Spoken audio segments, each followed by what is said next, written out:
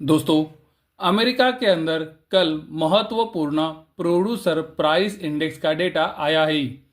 हमने आपको ये लगातार बताया है, प्रोड्यूसर प्राइस इंडेक्स हमें प्रोड्यूसर्स को जो इन्फ्लेशन फेस होता है उसके बारे में बताता है।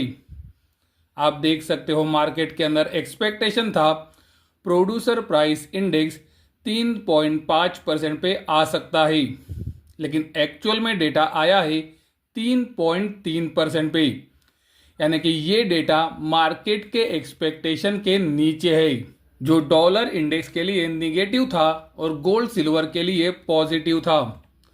उसी तरह से आप देख सकते हो दूसरा महत्वपूर्ण डेटा अमेरिका के अंदर आया है US core producer price index का। मार्केट के अंदर एक्सपेक्टेशन था ये डेटा 3.8% पे आ सकता है, लेकिन आप देख सकते हो कोर प्रोड्यूसर प्राइस इंडेक्स का डेटा आया है 3.5% पे। यानी कि ये डेटा भी मार्केट के एक्सपेक्टेशन से नीचे है। जो डॉलर इंडेक्स के लिए निगेटिव और गोल्ड सिल्वर के लिए पॉजिटिव था। अमेरिका के अंदर कल जो दो महत्वपूर्ण प्रोड्यूसर इन्फ्लेशन के डेटा आए हैं वो दोनों डेटा एक्सपेक्टेशन से नीचे थे।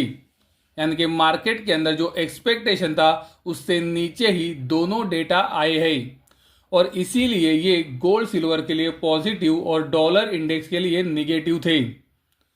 दोस्तों, लेकिन याद रखें आज सबसे महत्वपूर्ण डेटा अमेरिका के अंदर आने वाला है और ये डेटा है अमेरिका के इन्फ्लेशन का।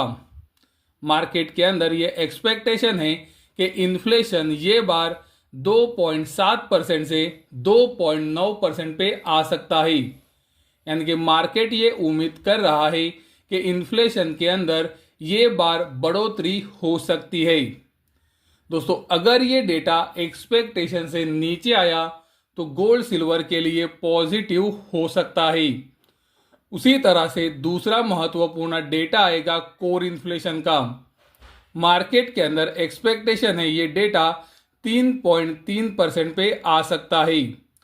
अगर ये डेटा भी 3.3% के नीचे आता है तो गोल्ड और सिल्वर के लिए पॉजिटिव हो सकता है।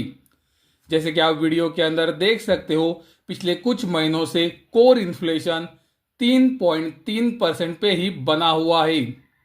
अगर कोर इन्फ्लेशन के अंदर थोड़ी भी गिरावट दिखती है तो मुझे लगता है वो गोल्ड और सिल्वर के लिए पॉजिटिव सिग्नल ला सकती है। जैसे कि आप सबको पता है 21 दिसंबर 2024 को हमने हमारे वीडियो से आपको ये बताया था कि गोल्ड और सिल्वर के ऊपर हम अभी नज़रिया चेंज कर रहे हैं और हमें लगता है कि अभी आपको धीरे धीरे इन्वेस्टमेंट की शुरुआत करनी चाहिए।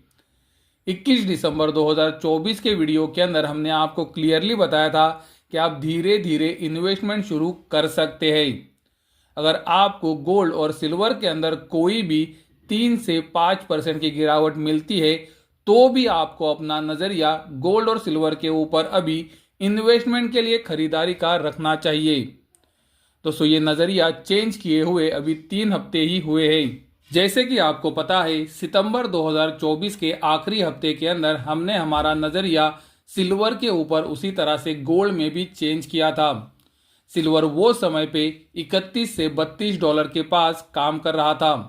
दोस्तों, अगर वहां से भी आप देखें तो दिसंबर महीने तक सिल्वर में लगभग 12% की गिरावट आई थी। सिल्वर कुछ समय के लिए 34 से 35 डॉलर तक भी ऊपर गया था, लेकिन दोस्तों वो सिर्फ कुछ समय के लिए था और सिल्वर वहां से फिर तुरंत नीचे भी आ गया। तो वहां से अगर हम गिरावट देखें तो सिल्वर के अंदर 17.5% की एक बड़ी गिरावट आई है। दोस्तों, मुझे अभी भी याद है जब सिल्वर 34 से 35 डॉलर के पास पहुंचा था और इंडिया के अंदर 99,000 से 1 लाख के पास था। सभी लोग मुझे 1,25,000 से 1,35,000 का टारगेट दे रहे थे और जब मैं आपको बता रहा था कि इन लेवल्स के पास इन्वेस्टमेंट ना करो, सभी लोग मुझे बता रहे थे कि आप गलत हो और यहां से सिल्वर सिर्फ तेजी में आने वाला है और रिजल्ट आपके सामने है। सिल्वर अभी 1,30,000 1,35,000 के पास है या फिर 90,000 के पास काम कर रहा है। दोस्तों, 90,000 के पास भी सिल्वर इसीलिए काम कर रहा है क्योंकि आप देख सकते हो डोनाल्ड ट्रंप जीतने के बाद इंडियन रुपी डॉलर के अगेंस्ट बहुत ही ज्यादा कमजोर हुआ है और इंडिया के अंदर इसीलिए सिल्वर के अंदर आपको एक बड़ी गिरावट नहीं दिख रही है। अगर इंडियन रुपी डॉलर के अगेंस्ट इतना कमजोर नहीं होता तो सिल्वर के अंदर यहां से भी और गिरावट आपको दिख सकती थी।